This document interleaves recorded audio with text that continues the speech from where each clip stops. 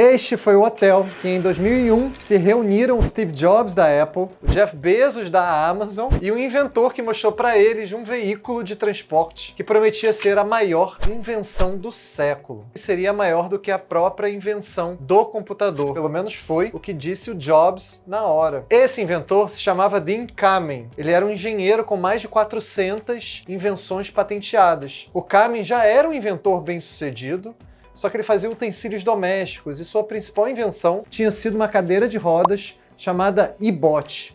Ela passa por obstáculos, sobe escadas, eleva a pessoa na mesma altura de uma pessoa que fica de pé.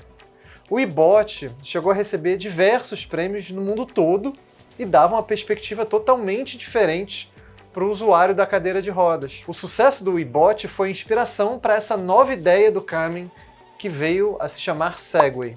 E era exatamente para mostrar essa Segway que o Kamen, o inventor, ele conseguiu reunir o Jobs e o Bezos.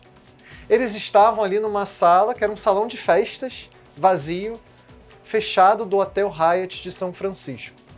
O Steve Jobs e o Jeff Bezos, eles olhavam juntos de pé o inventor Kamen, que estava ali agachado, montando um protótipo do veículo Segway, como foi apelidada a invenção secreta. Terminado de inventar esse protótipo, o inventor Kamen olhou para os bilionários e perguntou: quem se arrisca? Quem quer ser o primeiro a andar? O Bezos se candidatou.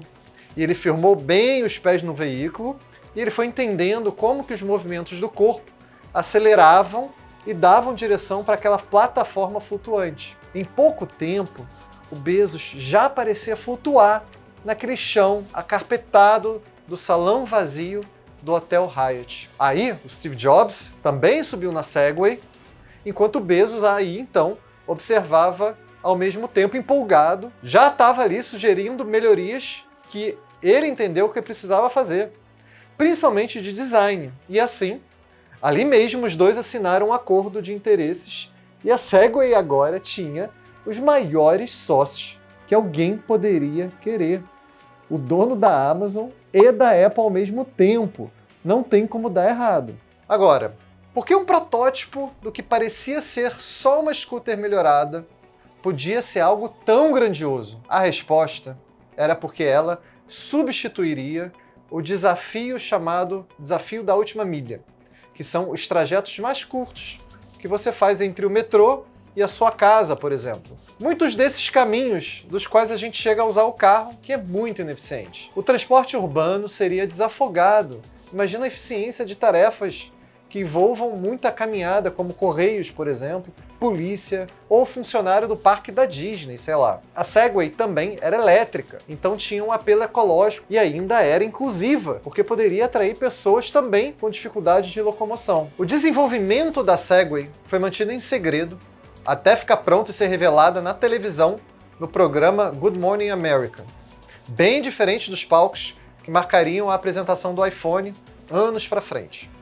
Uma cortina se levanta e revela, assim, o produto final. Esse foi o dia, então, que a partir dele foi só ladeira abaixo. As vendas esperadas simplesmente não vieram. A Segway era cara, muito mais cara que uma scooter. Quem diria uma simples bicicleta? Ela também era pesada. A chuva, então, nem fazia bem a ela. Era também muito rápida para andar na calçada e muito lenta para ser usada na rua, competindo ali com os carros. A bateria também mal durava. E quando acabava, o veículo parava de forma repentina. Foi assim que flagraram o acidente do presidente George Bush. Cara, logo presidente. Pior propaganda possível. E não parou por aí. Teve também o tombo da Ellen DeGeneres no meio do programa. E também do cameraman, nesse eu lembro, atropelando o Usain Bolt. Ali foi no Mundial de Atletismo e também vários outros. Quem foi visionário mesmo nessa história, para variar, foi o diretor de cinema Steven Spielberg. Porque numa tentativa de emplacar a Segway, Dean Kamen, ele tenta convencer o Steven Spielberg a usar o veículo no filme Minority Report, o filme futurístico que foi lançado nos anos 2000. O Spielberg negou e respondeu simplesmente que o veículo se encaixaria melhor em filmes de comédia.